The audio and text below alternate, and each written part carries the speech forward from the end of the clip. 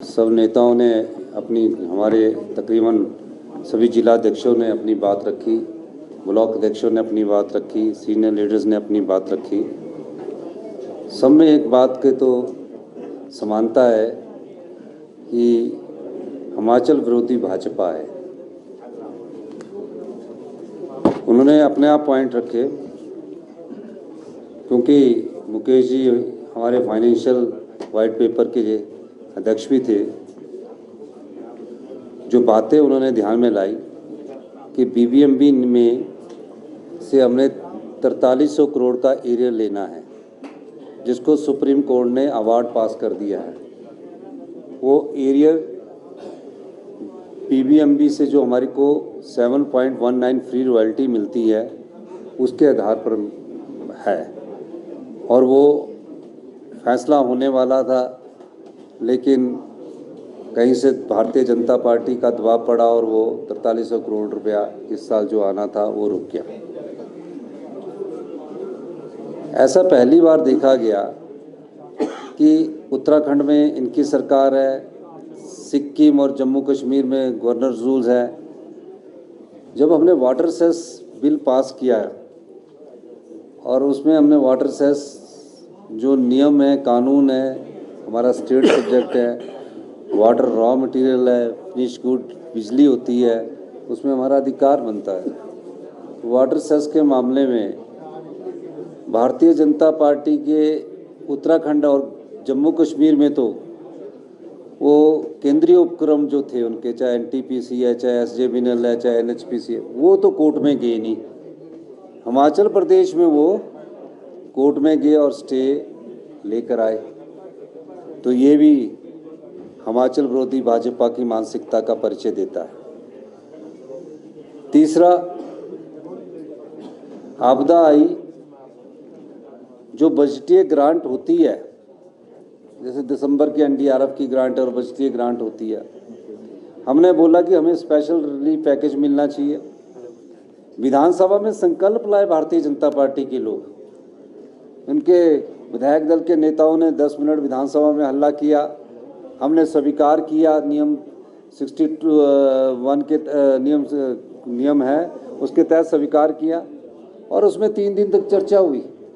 जब हमने कहा कि आप स्पेशल रिलीफ पैकेज उन आपदा प्रभावित परिवारों के लिए खड़े होइए जिनके मकान क्षतिग्रस्त हो गए, एक एक पाई जोड़कर उन विचारों ने अपना एक पक्का मकान बनाया और आपदा ने उस पूरे मकान को क्षतिग्रस्त खड़ा किया। बड़ी 3 दिन तक चर्चा में बड़ी बड़ी बातें करते रहे। कईयों के मकान आंशिक रूप से क्षतिग्रस्त हो गए। चर्चा में भाग लिया और स्पेशल रिलीफ पैकेज में जब वोटिंग होने लगी तो उस रिलीफ पैकेज में वोटिंग में चुपचाप बैठे रहे और आपदा प्रभावित परिवारों के साथ भारतीय जनता पार्टी खड़ी नहीं हुई। ये हिमाचल विरोधी भाजपा है।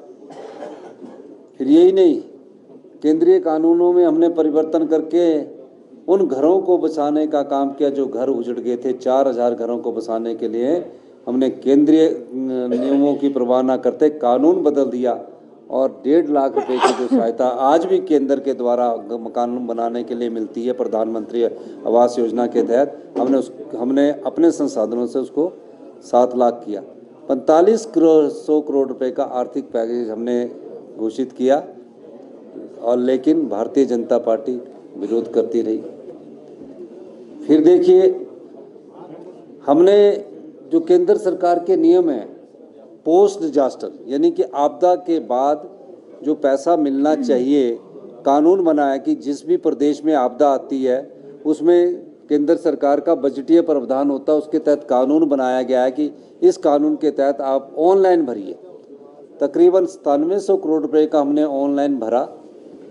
ऑनलाइन भरने के बाद भी जो हमको 9700 करोड़ में हमें उम्मीद थी कि कम से कम हमें 5000 करोड़ तो पहली किस्त में दिसंबर तक आ जाएगा, वो दिसंबर में मिलना चाहिए था। जबकि और राज्यों में जब आपदा आती है तो दिसंबर में वो बजटीय प्रावधान कर दिया जाता है। हिमाचल प्रदेश में वो भी नहीं मिला, उसको कौन रुकवा रहा है? तो ये भी हिमाचल विरोधी भाजपा की मानसिकता का पता लग रहा है। और हम हिमाचल विरोधी जो भाजपा है उस बात को लेकर कल से हम सरकार गांव के द्वार की ओर जा रही है।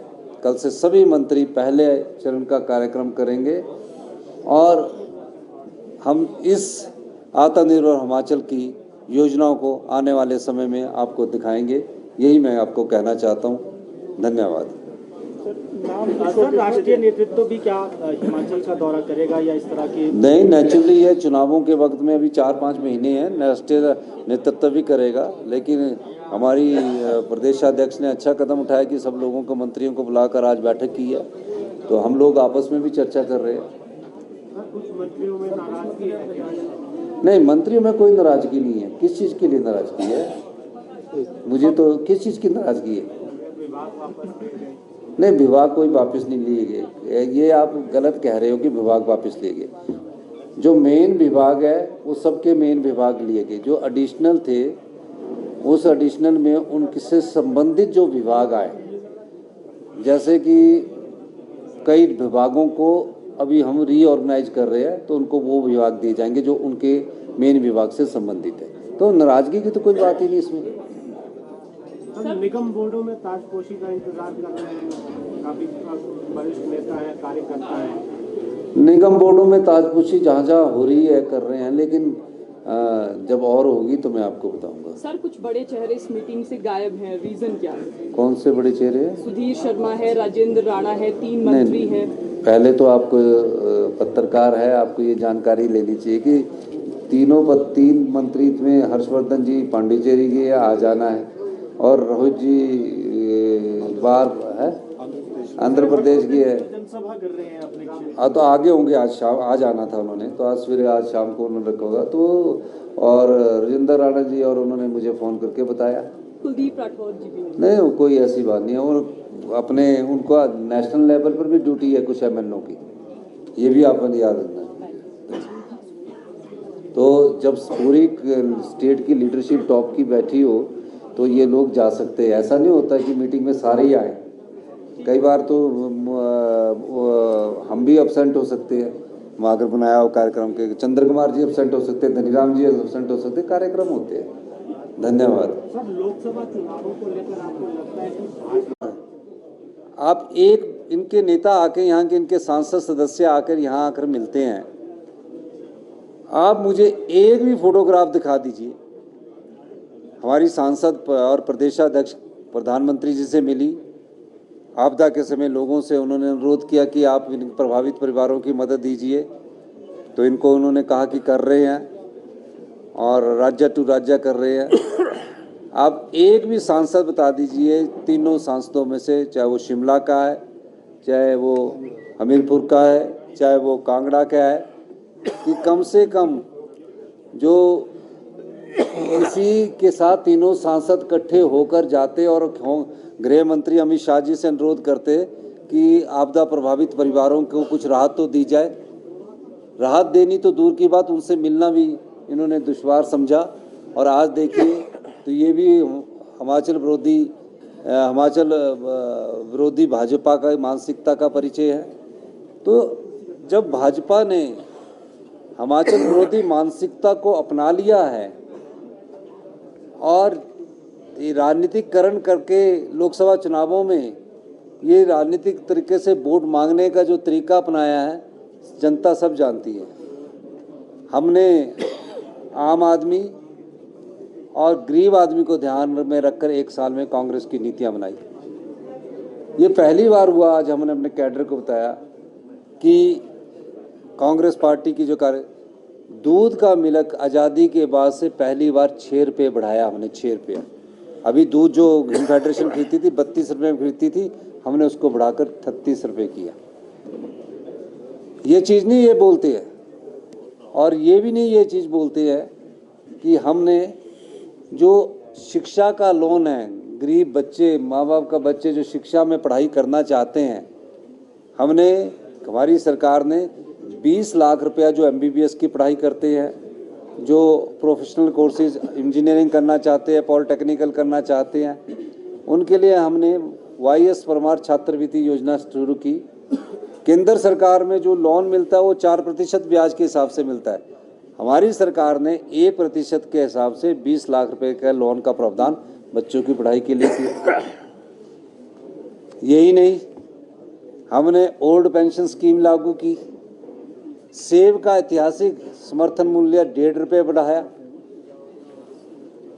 और इसके अलावा हिमाचल प्रदेश के पर्यावरण को कैसे बचाया जा सके, हमने राजीव गांधी स्टार्टअप योजना की शुरुआत की, इलेक्ट्रिकल व्हीकल्स की हमने शुरुआत की है, सोलर पावर प्रोजेक्ट की हमने शुरुआत की है। इंग्लिश मीडियम स्कूल हमने अपनी गारंटियों में 4 बोले थे, हमने बोला 1-4 नहीं, हम मतभेद नहीं पैदा करना चाहते। हमने अगले 70 से जो 2 महीने बाद शुरू होने जा रहा है एकेडमिक सेशन से, फर्स्ट क्लास में इंग्लिश की शुरुआत कर दी, और जो ड्रेस चुनने की जो पावर है वो भी हमने उस स्कूल के प्रिंसिपल को दे दी।